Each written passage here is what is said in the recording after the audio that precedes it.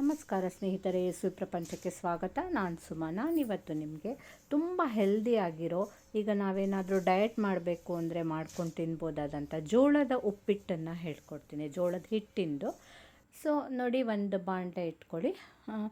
ಆಮೇಲೆ ಏನು ಮಾಡಬೇಕು ಅಂತಂದರೆ, ಇದೆಲ್ಲ ಫಸ್ಟ್ ರೆಡಿ ಮಾಡಿ ಇಟ್ಕೊಳ್ಳಿ. ಕ್ಯಾರೆಟು, ಈರುಳ್ಳಿ, ಹಸಿಮೆಣಸಿನ್ಕಾಯಿ, ಕರಿಬೇವಿನ ಸೊಪ್ಪು, ಲಿಂಬೆಹಣ್ಣು, ಅರಿಶಿನ, ಪ್ರತಿಯೊಂದನ್ನು ನೀವು ಮೊದಲೇ ರೆಡಿ ಮಾಡಿ ಇಟ್ಕೊಂಡ್ಬಿಟ್ರೆ ಬೇಗ ಆಗುತ್ತೆ. ಚೂರು ಎಣ್ಣೆ ಹಾಕ್ಕೊಳ್ಳಿ, ಹಾಗೆ ಸಾಸಿವೆ, ಉದ್ದಿನಬೇಳೆನೂ ಸಹ ಹಾಕ್ಕೊಳ್ಳಿ. ಅದೆಲ್ಲ ಒಂಚೂರು ಬ್ರೌನ್ ಆಗ್ತಿದ್ದಂಗೆ ಆ್ಯಸ್ ಯೂಶ್ವಲ್ ನಾವು ಒಗ್ಗರಣೆ ಮಾಡ್ಕೊಂಡ್ಬಿಟ್ಟು ಉಪ್ಪಿಟ್ಟು ಮಾಡ್ತೀವಲ್ಲ, ಹಾಗೇ ಅಷ್ಟೇ, ಇನ್ನೇನಿಲ್ಲ. ಸೊ ಈರುಳ್ಳಿ, ಕ್ಯಾರೆಟ್ ಪ್ರತಿಯೊಂದನ್ನು ಇಲ್ಲಿ ಬಾಡಿಸ್ಕೊಳ್ಳಿ. ಹಸಿಮೆಣಸಿನ್ಕಾಯಿ, ಕರಿಬೇವಿನ ಸೊಪ್ಪು, ಈರುಳ್ಳಿ ಹಾಕಿ ಬಾಡಿಸ್ಕೊಳ್ಳಿ. ಅದೆಲ್ಲ ಸ್ವಲ್ಪ ಬಾಡ್ತಾ ಇದ್ದಂಗೆ ಒಂಚೂರು ಅರಿಶಿನ ಹಾಕ್ಕೊಂಡ್ಬಿಡಿ. ಆವಾಗ ನಿಮಗೆ ಬೇಗ ಈರುಳ್ಳಿ ಇದಾಗುತ್ತೆ. ಸೊ ಈ ಕಡೆ ಅಷ್ಟೊತ್ತಿಗೆ 1 ಲೋಟ ಜೋಳದ ಹಿಟ್ಟಿಗೆ 1 ಲೋಟ ನೀರು ಹಾಕಿಬಿಟ್ಟು ಚೆನ್ನಾಗಿ ಅದನ್ನು ಈ ರೀತಿ ಗಂಟಿಲ್ದಿದ್ದಂಗೆ ಮೊದಲೇ ಕಲಸಿ ರೆಡಿ ಮಾಡಿ ಇಟ್ಕೊಂಡ್ಬಿಡಿ. ನೋಡಿ, ಈ ರೀತಿ ರೆಡಿ ಮಾಡಿ ಇಟ್ಕೊಳ್ಳಿ.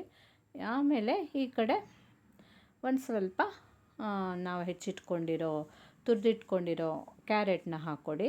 ಇಲ್ಲಿ 2 ಲೋಟ ನೀರನ್ನು ಹಾಕ್ಕೋಬೇಕು. ಒಟ್ಟಿನಲ್ಲಿ ಟೋಟಲಿ ನಾವು ಉಪ್ಪಿಟ್ಟಿಗೆಲ್ಲ ಹಾಕೋ ಹಾಗೇ 3 ಲೋಟ, 1ಕ್ಕೆ 3 ಅಂತ ಮೆಷರ್ಮೆಂಟು. ನೋಡಿ, ಉಪ್ಪು ಹಾಕ್ಕೊಂಡೆ ನಾನು, 2 ಲೋಟ ನೀರು, ಉಪ್ಪು ಹಾಕ್ಕೊಂಡೆ. ಅದು ಒಂದು ಕುದಿ ಬರ್ತಿದ್ದಂಗೆ ನಾವು ಕಲಿಸ್ಕೊಂಡಿರೋ ಜೋಳದ ಹಿಟ್ಟನ್ನು ಹಾಕ್ಕೊಂಡ್ಬಿಡಿ.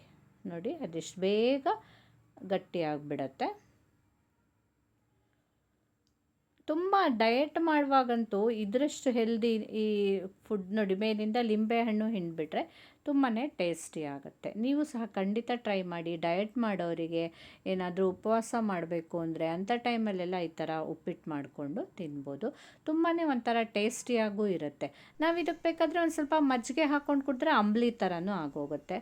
ಸೊ ನೀವು ಸಹ ಖಂಡಿತ ಟ್ರೈ ಮಾಡಿ. ಹೇಗಿತ್ತು ಅಂತ ನನಗೆ ಕಮೆಂಟ್ ಮಾಡಿ ಹೇಳಿ, ಆಯಿತಾ?